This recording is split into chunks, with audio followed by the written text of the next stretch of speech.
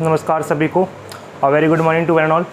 स्वागत करता हूँ आपके the final lecture of differential equation lecture number 3, जिसमें आज हम पढ़ेंगे complementary function and particular integral. ठीक है, और लास्ट लेक्चर में हमने लीनियर डिफरेंशियल इन वेरिएबल पढ़ा था, इन वाई इन एक्स। उसके बाद हमने equation reducible to linear differential equation पढ़ा था, जो कि बर्नौली इक्वेशन था। उसके साथ ही हमने लेक्चर को ख़त्म किया था। उसके पहले हमने एग्जैक्ट डिफरेंशियल इक्वेशन ख़त्म किया है, उसके पहले हमने ऑर्डर एंड डिग्री भी ख़त्म किया है। ठीक है, तो इस तरह हमारा डिफरेंशियल इक्वेशन हमारे लास्ट पड़ाव पे आ गया, जहाँ हम पढ़ने वाले हैं complementary function and particular integral. ये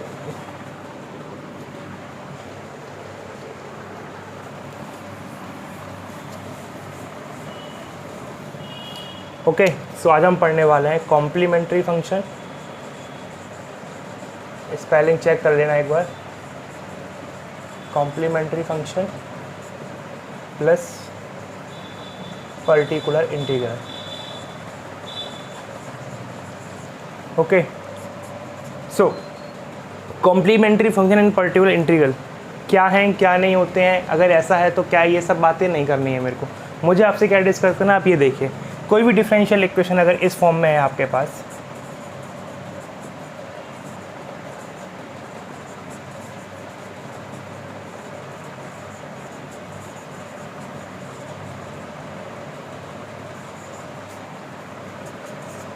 इसको हम लिख सकते हैं D Q plus A1D square plus A2D plus A3 का bracket y is equal to 0 and this is represented as f function of d into y is equal to some constant लेके चलते हैं यहाँ पे हम, सब constant and some constant and some constant.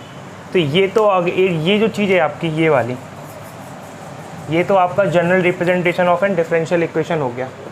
ठीक है, अब इस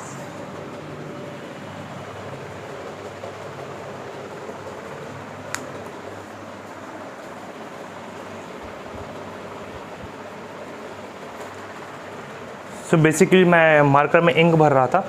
ये हमारा एक differential equation of order 3 having constant 1 A1 A2 and A3। Okay, now इस इक्वेशन को हम दो पार्ट्स में डिवाइड करेंगे। इफ़ जो इसको हम Q ले लेते हैं, जिससे कि लिखने में अच्छा रहेगा, इसको हम लेते हैं Q। ओके, ये हो गया हमारा Q। If Q is equal to 0, तो ये जो डिफरेंशियल इक्वेशन है ये कहलाएगी आपकी होमोजीनियस डिफरेंशियल इक्वेशन। और अगर हमारा जो Q है वो नॉट इक्वल टू 0 है, अगर हमारा Q है वो नॉट इक्वल टू 0, तो ये कहलाएगी हमारी non homogeneous equation, differential equation. Okay, तो एक हमारी डिफरेंशियल इक्वेशन ऑफ ऑर्डर 3, ये ऑर्डर 3, ऑर्डर 4, ऑर्डर 5 कैसे डिसाइड किया कि कितनी बार डिफरेंशिएट हुआ है। अगर इसी में मैं आपसे बोलूँ कि इसका ऑर्डर बताइए मुझे और इसकी डिग्री बताइए, ठीक है, तो ये आपके लिए होमवर्क है। और ऑर्डर डिग्री निकालने में हमने बेसिक सबसे इंपॉर्टेंट बात क्या याद रखनी थी, हमको ये बात याद रखनी थी कि ऑर्डर डिग्री में सबसे पहले हमको ये बात पता लगानी है कि कहीं पे कोई फ्रैक्शनल पावर तो इन्वॉल्व नहीं है।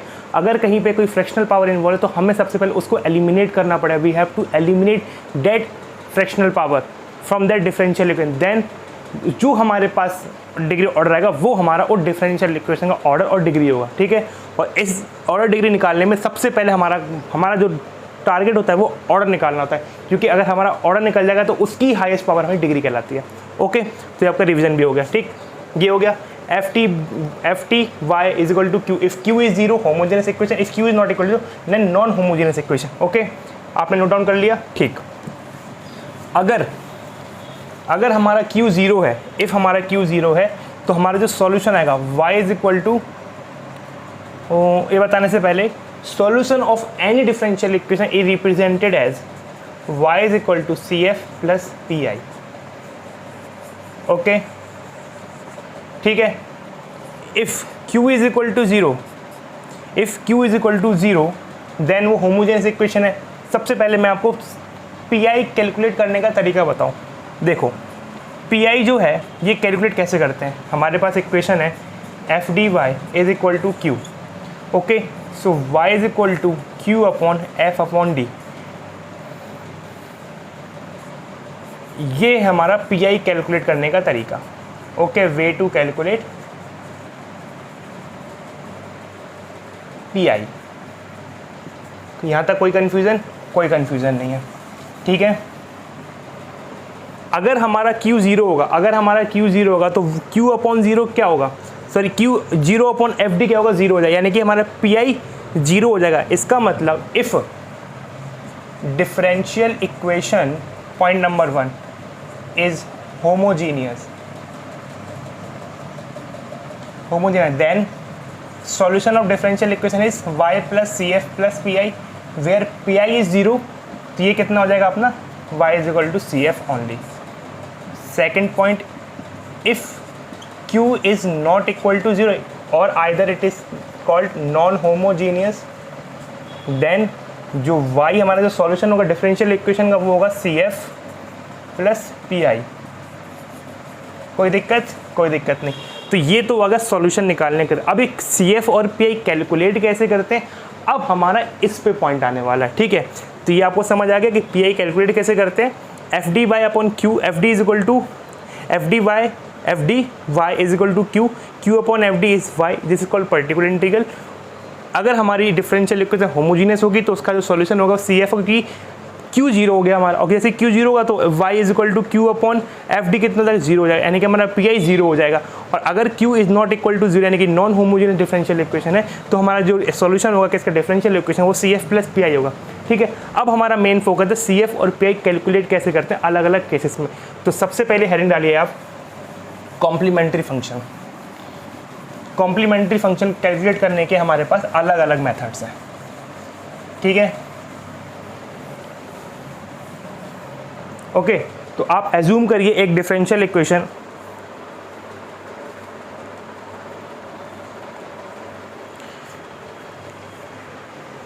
एज्यूम कीजिए कोई डिफरेंशियल इक्वेशन, कोई भी आप ऑर्डर एन की कर सकते हैं, d n y over d x n plus a one d n minus one d x minus one a two d n minus two d x n minus to.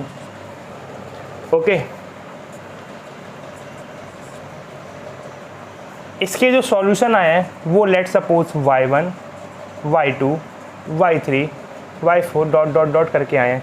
तो इसके हम solution को कैसे लिख सकते हैं, y is equal to c1 y1 c2 y2 c3 y3 c4 y4 dot dot dot. ये हमारा एक जनरल सॉल्यूशन है किसका, इस डिफरेंशियल इक्वेशन।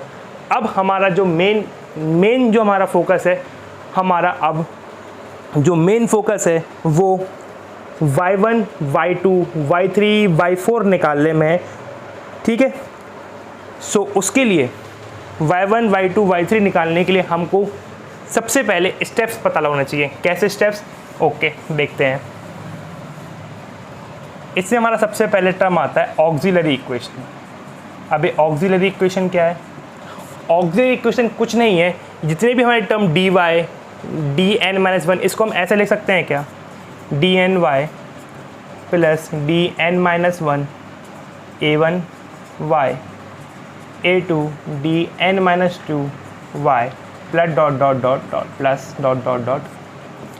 वाई कॉमन निकालेंगे तो ये हो जाएगा अपना d n plus a one d n minus one a two d n minus two dot dot dot y is equal to zero is equal to zero. Okay, यहाँ पे मैं homogeneous differential equation मान के चल रहा हूँ, ठीक है। ओके, नाउ रिप्लेस करो d को किससे, m से। तो ये इक्वेशन क्या बनेगी हमारी, m to the power n plus a one m to the power n minus one plus a two d to the power a two m n minus two dot dot dot is equal to zero. तो ये जो हमारी equation आई है in terms of m, ये वाली, ये equation कहलाती है हमारी ऑक्सिलरी इक्वेशन। और इस ऑक्सिलरी इक्वेशन से हम निकालते हैं रूट्स, m के रूट्स निकालते हैं।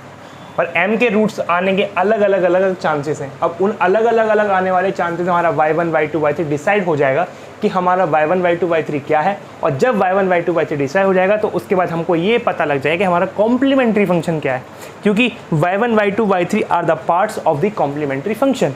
ओके, चलो तो अब हम डिफरेंट केसेस पढ़ने वाले हैं कैसे कॉम्प्लीमेंट्री फंक्शन के।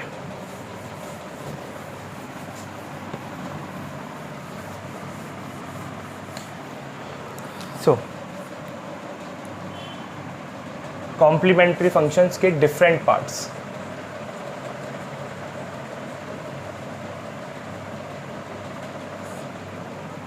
फर्स्ट पार्ट क्या है हमारा, अगर हमारी रूट्स अनइक्वल है एंड रियल है तो हमारा जो कॉम्प्लीमेंट्री फंक्शन होगा वो होगा c1 e to the power, यानी कि m1 ले लीजिए, m2 ले लीजिए, m3 dot dot c1 plus m1x plus c2 e to the power plus m2x c3 e to the power plus m3x dot dot dot. ये हमारा हो गया पहला केस।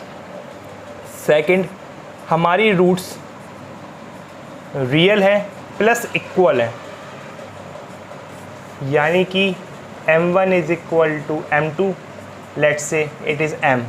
तो हमारी जो कॉम्प्लीमेंट्री फंक्शन होगा वो क्या होगा c1 plus x c2 e to the power mx।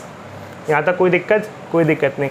अगर हम सपोज अगर यहाँ पे अगर हम जाते हैं, अगर यहाँ पे हम कोशिश करते हैं जाने की, तो क्या हमको मिल रहा है, लेट्स सी CF ऊपर वाली इक्वेशन से निकालते हैं c1 e to the power mx plus c2 e to the power mx। यहाँ तक कोई दिक्कत नहीं है। c1 plus c2 e to the power mx, ठीक है। तो ये हमारा सेकंड केस, ये है हमारा first case. Now third case, अगर हमारी रूट्स इमेजिनरी हुई, यानी कि m1 is equal to alpha plus iota beta and m2 is alpha minus iota beta, तो हमारा कॉम्प्लीमेंट्री फंक्शन क्या होगा, पहले को लेके चलिए c1 e to the power mx, m1 क्या हमारा alpha plus c1 e to the power alpha plus iota beta bracket 1 plus c2 e to the power alpha minus iota beta x। ये हो गया हमारा थर्ड पार्ट। और एक बार इसी से गेट में क्वेश्चन आया था, इसी से हमको ये वाली फॉर्म दे दी थी। जनरली हमको जो फॉर्म याद रखनी है वो फॉर्म याद रखनी होती है, CF is equal to e to the power alpha x cos beta x plus sine beta x, e to the power alpha x c1 cos beta x c2 sin beta x। Okay, I just forgot to write the constant, वो space का constraint था शायद, इसीलिए मैं constant लिखना भूल गया। तो e to the power alpha x c1 cos beta x c2 sin beta x, ये हमको लर्न करना है।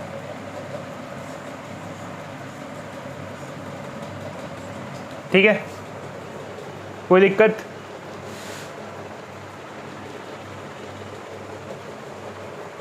तो ये तीन फॉर्म हमको याद रखने कॉम्प्लीमेंट्री फंक्शंस में। ठीक है, तो चलिए अब क्वेश्चन करके देखते हैं और देखते हैं क्या होता है। आई होप आप इसको नोट कर लिए होंगे, अगर नहीं किए तो आप 10 सेकेंड में आपको टाइम देता हूँ, आप इसको प्लीज़ नोट कीजिए।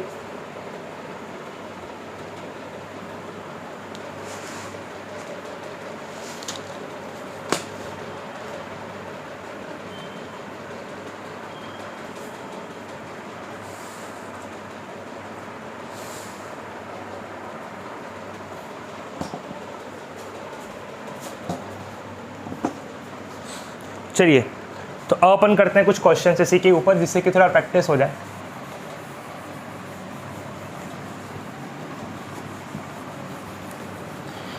तो राइट डाउन कीजिए क्वेश्चन नंबर 1। अगर आपको लग रहा हो कि ये याद कैसे होगा, ये आराम से याद हो जाएगा। जैसे जैसे आप क्वेश्चंस करते चले जाएंगे आपको अपने आप ही चीज़ें याद हो जाएंगी। तो क्वेश्चन नंबर 1 लिखिए, f double dash x plus 4f dash x plus fx।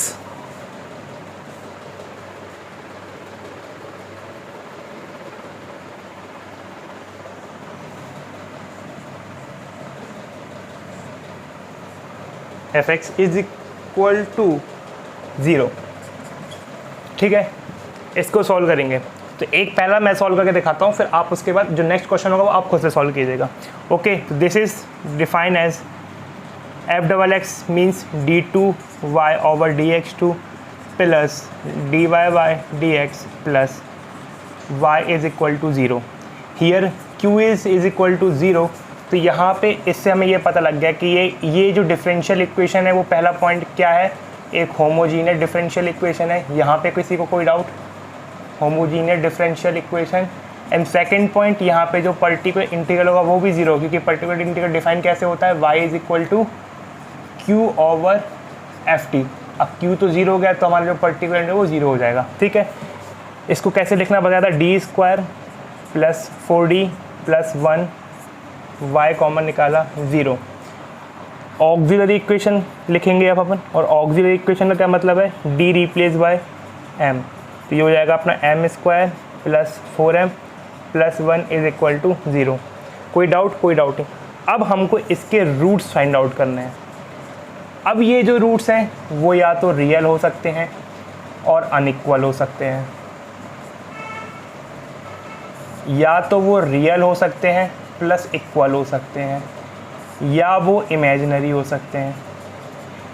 अब इसके रूट्स जो भी निकले, या तो रियल निकले प्लस अनइक्वल निकले, या रियल निकले या इक्वल निकले, या वो इमेजिनरी निकले, इन तीनों में आपका केस जो भी फंसता है, इनके रूट्स निकालने के बाद आपको उसका कॉम्प्लीमेंट्री फंक्शन का फॉर्मूला रखना है, जहाँ पे C1 C2 के साथ C1 C3 के साथ जितने ज़्यादा हमारे इसकी रूट्स निकलेंगे उतने हमारे कांस्टेंट बढ़ते चले जाएंगे। अगर यहाँ पे m स्क्वायर की जगह m क्यूब होता तो यहाँ पे हमारे जो कांस्टेंट है वो 3 होते, क्योंकि हमने ये चीज़ पढ़ी हुई है हमारे क्लास 12th में कि जब हम डिफरेंशियल इक्वेशन को फॉर्म करते हैं, whenever we form a differential equation, तो ऑर्डर हमारा वही होता है जितने हमारे पास कांस्टेंट होते हैं। Order of differential equation is equal to the number of the constant that are involved in the equation.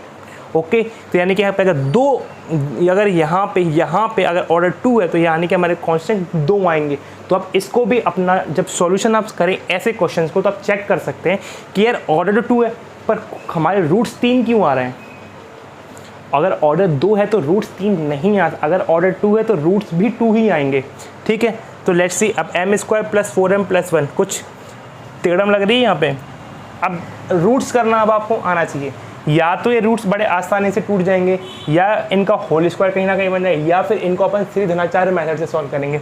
ठीक है, तो देखिए इसको रूट्स देखिए, आप सॉल्व करके देखिए।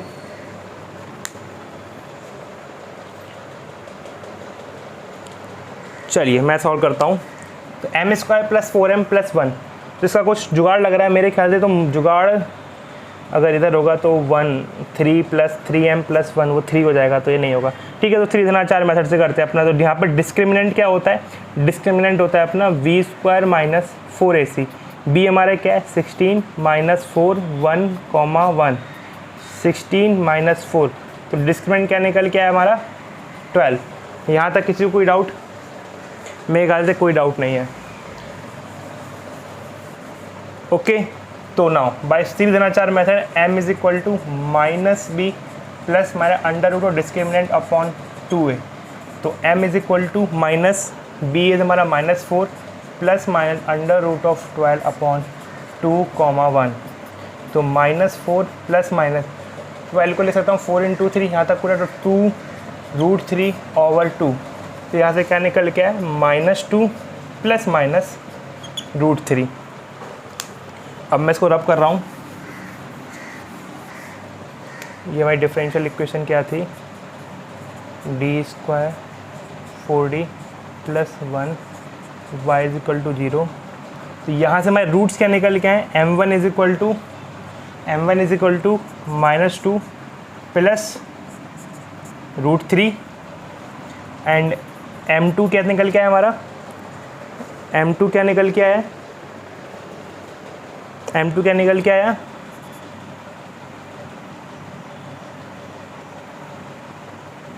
-2 एंड -√3। यहाँ पे कोई डाउट?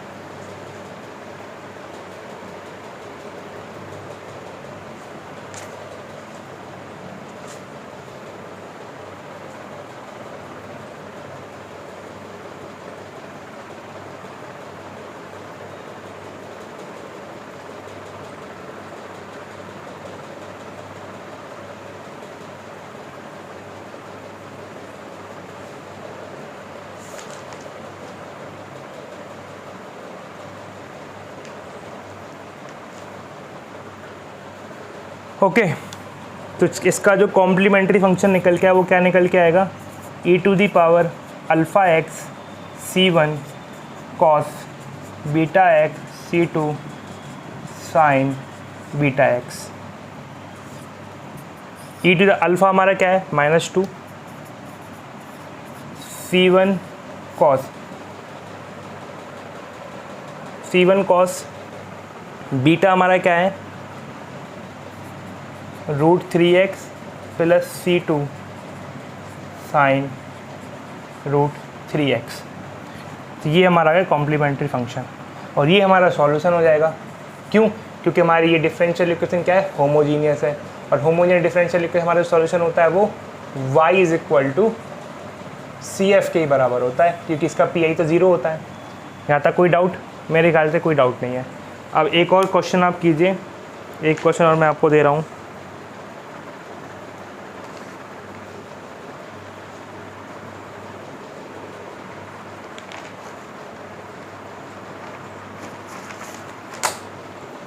एक क्वेश्चन आप सॉल्व कीजिए खुद से।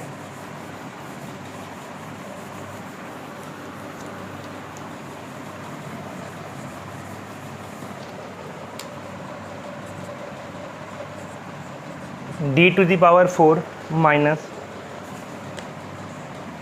n to the power 4 y is equal to 0। ये वाला क्वेश्चन आप सॉल्व कीजिए।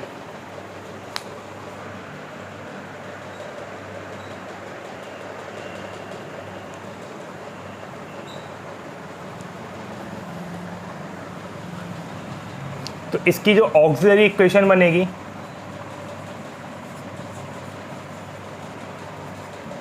वो क्या बनेगी, m to the power 4 n to the power 4 is equal to 0। ठीक है, तो इसको अपन सॉल्व करेंगे तो m square minus n square and m square plus n square is equal to 0।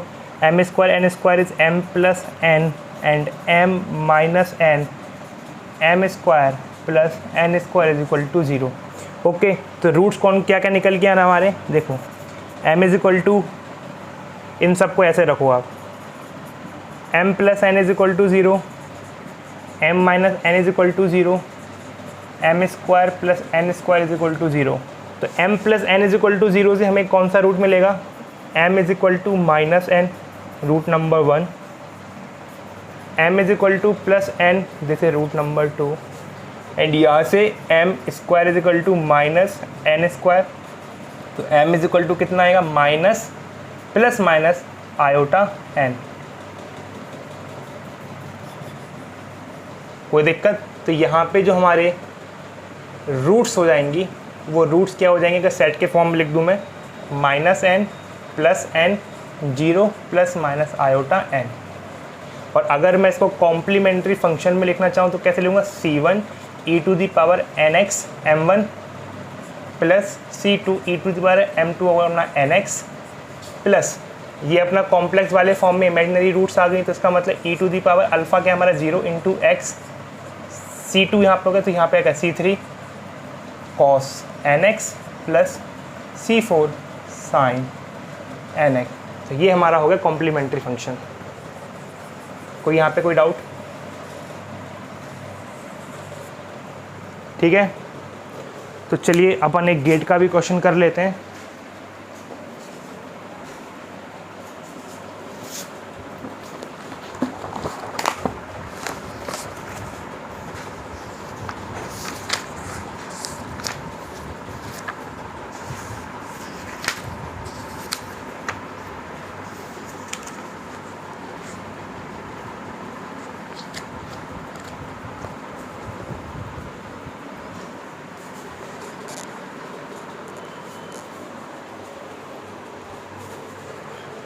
चलिए अपन एक गेट का क्वेश्चन करते हैं।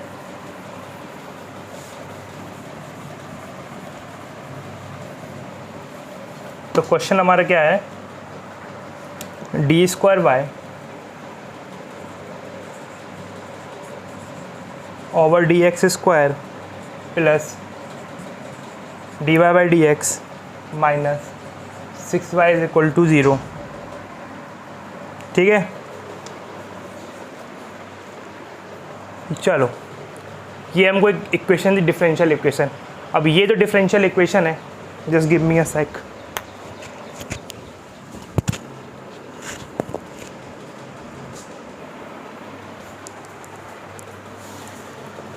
सो ये हमारी डिफरेंशियल इक्वेशन है। तो इसका हम सबसे पहले करेंगे ऐसे लिखने का कष्ट, फिर इसकी हम लिखेंगे ऑक्सिलरी इक्वेशन,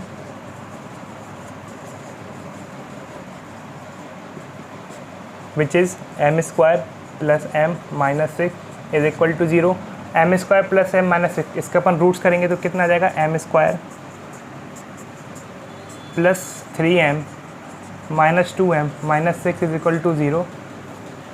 m कॉमन निकालेंगे तो हो जाएगा अपना m प्लस 3 माइनस 2 कॉमन निकालेंगे तो plus m plus 3 is equal to 0। तो रूट्स के हमारे m minus 2 and m plus 2 is equal to 0 equal to 0 करेंगे हर एक रूट को। तो m minus 2 is equal to 0 and m plus 3 is equal to 0। तो m is equal to 2 and m is equal to minus 3। Okay, तो यहाँ से हमारा जो कॉम्प्लीमेंट्री फंक्शन है वो क्या निकल के आएगा आपका, c1 e to the power plus plus m1x। तो m1 क्या, रूट ऑफ डिफरेंशियल इक्वेशन। अब m1 m2 आप कुछ भी ले सकते हो, आप इसको m1 ले लो, चाहे इसको m1 ले लो, चाहे इसको m2, चाहे इसको m2। अब आपका जो मन है आप वो ले सकते हैं, इसमें कोई भी रेस्ट्रिक्शन नहीं है। तो मैं इसको ले लेता हूँ m1, इसको लेता हूँ m2। तो m1 कितना होगा, 2x plus c2 e to the power minus 3x। और ये हमारा है कॉम्प्लीमेंट्री फंक्शन, और यही हमारा है सॉल्यूशन, बिकॉज पी आई इसका 0 होगा। तो y is equal to c1 e to the power 2x and c2 e to the power minus 3x। तो यही हमारा सॉल्यूशन है, और गेट में इसका क्वेश्चन आया था। ठीक है, एक क्वेश्चन और करेंगे हम गेट का। लिखिए, ये जो क्वेश्चन अभी मैंने किया है ये आया था सिविल इंजीनियरिंग के ब्रांच में, सिविल इंजीनियरिंग के ब्रांच में। अब जो अगला हम करने वाले हैं वो करने वाले हैं इलेक्ट्रिकल ब्रांच को, और इलेक्ट्रिकल में जो मैथ्स आती है वो थोड़ी सी टफ आती है in comparison to other branches. Okay, चलिए, तो अब हम क्वेश्चन नंबर 4 करने वाले हैं। ओके, तो क्वेश्चन हमारा है d square x over d2 square plus 6 dx by dt plus 6 dx by dt और plus 8x is equal to 0। सबसे पहला यहाँ पे कांड क्या किया एग्जामिनर ने, यहाँ पे हमको आदत dy ओवर dx की है, उसने यहाँ पे क्या किया, उसने dx ओवर dt कर दिया। उसने जो इंडिपेंडेंट वेरिएबल हुआ करता था वो उसने उसको डिपेंडेंट वेरिएबल बना दिया, जो कि अपन y अपॉन x करते थे, लेकिन उसने x अपॉन t कर दिया। यहाँ पे t इंडिपेंडेंट हो गया है। तो ये बात ध्यान रखना कि यहाँ पे अब जो सॉल्यूशन लिखा जाए वो x is equal to function of t में लिखा जाएगा। ठीक है, क्योंकि जो इंडिपेंडेंट वेरिएबल होता है उसके फंक्शन बनते हैं, और जो डिपेंडेंट होता है वो उसका फंक्शन होता है। इस बात को बहुत अच्छे से याद रखना कि हमने लास्ट क्वेश्चंस में देखे कि हमारे पास क्या था, dy ओवर dx के फॉर्म में, तो हम तो y is equal to C F plus P I बनाते जा रहे थे। तो यहाँ पे y क्या था, डिपेंडेंट वेरिएबल, और यहाँ पे क्या हो गया डी एक्स, यानी कि डी वाई की जगह यहाँ पे x आ गया, x आ गया y की जगह। तो यहाँ पे x is equal to function of t होगा। इस बात का खासा ध्यान रखना। कई बार क्या होता है कुछ लोग इसमें गलती कर जाते हैं और ऑप्शन है वो गलती किया हुआ आंसर भी होता है और उसको टिक लगा देते हैं, ठीक है। तो इस बात का आप ख्याल रखना। यहाँ पे पॉइंट नोट कर लेना कि यहाँ पे जो इंडिपेंडेंट वेरिएबल है वो t है और जो डिपेंडेंट वेरिएबल है वो x है। ओके, नाउ यहाँ पे दी हुई है इनिशियल कंडीशंस कुछ दी हुई हैं। अब इनिशियल कंडीशंस देने का क्या मतलब है, इनिशियल कंडीशंस देने का मतलब ये होता है कि जो भी हमारे कॉम्प्लीमेंट्री फंक्शन में सॉल्यूशन लिखते टाइम जो हमारे constant c1 c2 c3 c4 आ रहे थे उनकी वैल्यू कैलकुलेट करना है हमको। और हमको मैथमेटिक्स से ये पता है कि जितने ज़्यादा कांस्टेंट उतनी ज़्यादा हमको इक्वेशन चाहिए पड़ेंगी। तो अगर हमारी इक्वेशन में ये सेकंड ऑर्डर की इक्वेशन है, डिफरेंशियल इक्वेशन, यानी कि यहाँ पे दो कांस्टेंट आएंगे, दो कांस्टेंट यानी कि C1 और C2 जैसे करके दो कांस्टेंट आएंगे।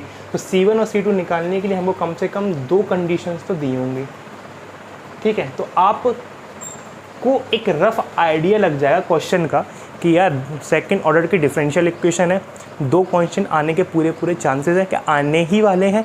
और अगर ऐसा है और अगर हमको कांस्टेंट की वैल्यू पूछा है तो हमको दो कंडीशन दी होंगी। और अगर क्वेश्चन में दो कंडीशन नहीं दी हैं, अगर क्वेश्चन में दो कंडीशन है जहाँ पे कांस्टेंट दो आ रहे हैं, तो फिर वो क्वेश्चन सॉल्वेबल होना मुश्किल है, ठीक है। अगर हो सकता हो तो I really don't know about it, because हमने जितना पढ़ा उसमें हमको इतना ही बताया गया है और मैं भी आपको उतना ही बताऊंगा जो हमको ज़रूरी है, नेसेसरी है।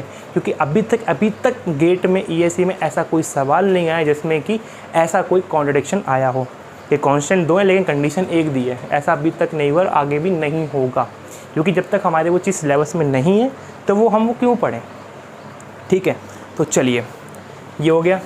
चलो तो सबसे पहले हम C1 C2 तक पहुंचने की कोशिश करते हैं, बाद में आपको कंडीशंस बताएंगे, ठीक है। तो late right it as d² + 6d + 8x। जहाँ y हुआ करता था अब वहाँ पे x आ गया है, ठीक है। ऑक्सिलरी इक्वेशन लिखेंगे इसकी अपन, विच इज़ m² + 6m + 8 = 0। इसके रूट्स करेंगे 4m + 2m + 8 = 0, m + 4 2, m + 4 0, तो m + 2 and m + 4 = 0, so m = -2 and -4। These roots are unequal and real। तो इसका जो कॉम्प्लीमेंट्री फंक्शन बनेगा वो क्या बनेगा, c1 e⁻ -2x + c2 e⁻ -4x। यहाँ तक कोई डाउट किसी को? मेरे ख्याल से कोई डाउट नहीं है। और इसी को हम लिखेंगे अपन, क्योंकि होमोजीनियस इक्वेशन है और होमोजीनियस इक्वेशन हमारा जो पर्टिकुलर इंटीग्रल होता है वो कितना होता है, 0 होता है। तो यहाँ पे जो सॉल्यूशन आएगा अपना, देखो मैं लिख रहा था भाई x = फंक्शन ऑफ t, और यहाँ पर देखो यहाँ पे t आएगा। देखो मैं जिस गलती की बात कर रहा हूँ गलती मुझसे भी होगी, तो कोई बड़ी बात नहीं है। x = c1 e⁻2t + c2 e⁻4t। तो ये हमारा आ गया solution of this differential equation. अब हमको कुछ इनिशियल कंडीशन दिए, अब वो इनिशियल कंडीशन क्या दिए वो यहाँ लिखता हूँ, इसको मैं मिटाता हूँ। जो इनिशियल कंडीशन हमको दिए हैं वो दिए हैं x01 and dx/dt at t = 0, dx/dt at t = 0 = 0। Okay, C1 C2 निकालना था, दो कांस्टेंट हैं तो दो कंडीशंस भी हैं। x0 यानी कि x की वैल्यू कितनी है 1 एट t = 0 और derivative of x with respect to t at t = 0 is 0।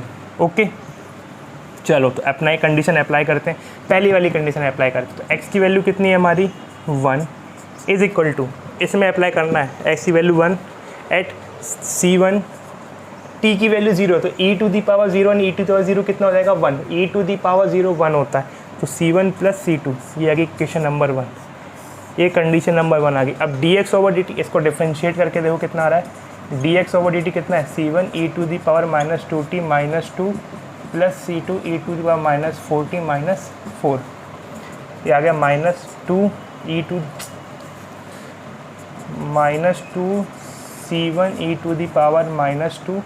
Plus -4c2e⁻40। t की वैल्यू कितनी है 0, t की वैल्यू 0 डालते ये कितना हो जाएगा e⁻0 कितना हो जाएगा 1, तो ये यहाँ से कट्टे से हो जाएगा, और प्लस माइनस तो ये अपना -4 आ गया c2 e⁻0 कितना होगा 1, तो ये भी कट्टे से हो गया। और यहाँ पे dx और dt की वैल्यू कितनी है 0, इसका मतलब 0 is equal to -2c1 -4c2, this implies that -2c1 is equal to 4c2, तो c1 is equal to -2c2। यहाँ तक कोई दिक्कत नहीं है। और ये इक्वेशन नंबर 2 आ गई।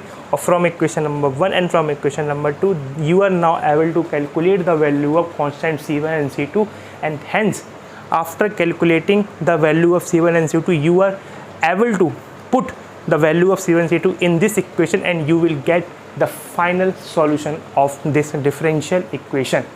और इसी को हम बोलते हैं टोटल सॉल्यूशन। अगर ये c1 c2 के साथ होगा तो इसको हम बोलेंगे जर्नल सॉल्यूशन, और अगर हम pi के साथ और कांस्टेंट के साथ रख देंगे तो इसी को हम बोलेंगे पर्टिकुलर सॉल्यूशन। ओके, कोई भी दिक्कत यहाँ पे, कोई भी दिक्कत जल्दी बताओ। अगर कोई भी दिक्कत होगी तो मुझे प्लीज़ कमेंट बॉक्स में आप बताइएगा। I will definitely entertain your doubt. ठीक है, तो अब अपन यहाँ पे कॉम्प्लीमेंट्री फंक्शन को ख़त्म करते हैं। ठीक है, और जस्ट लेट मी सी ये वीडियो कितनी लंबी हो गई है। ओके, तो ये वीडियो जो है 36 मिनट्स की हो गई है। सो नाउ जो हमारा नेक्स्ट पार्ट है पर्टिकुलर इंटीग्रल का, वो हम नेक्स्ट वीडियो में पढ़ेंगे। जो वीडियो आपको अगले दिन सुबह 10 बजे मिल जाएगी, एग्जैक्ट 10 AM पे मिल जाएगी, पब्लिश हो जाएगी अपने आप ही। ठीक है, तो तब तक के लिए आप इन क्वेश्चन को प्रैक्टिस कीजिए, और मैं आपके प्रैक्टिस के लिए कुछ और भी क्वेश्चन आपको यहाँ पे लिख के जा रहा हूँ, तो आप वो क्वेश्चन भी सॉल्व कीजिएगा। पर्टिकुलर इंटीग्रल अभी नहीं पढ़ाया मैं, तो पर्टिकुलर इंटीग्रल के क्वेश्चन एक भी नहीं होंगे इसमें सिर्फ और सिर्फ कॉम्प्लीमेंट्री फंक्शन के ही क्वेश्चन होंगे। ओके, तो चलिए मैं लिख रहा हूँ क्वेश्चंस आपके लिए। Question number 1,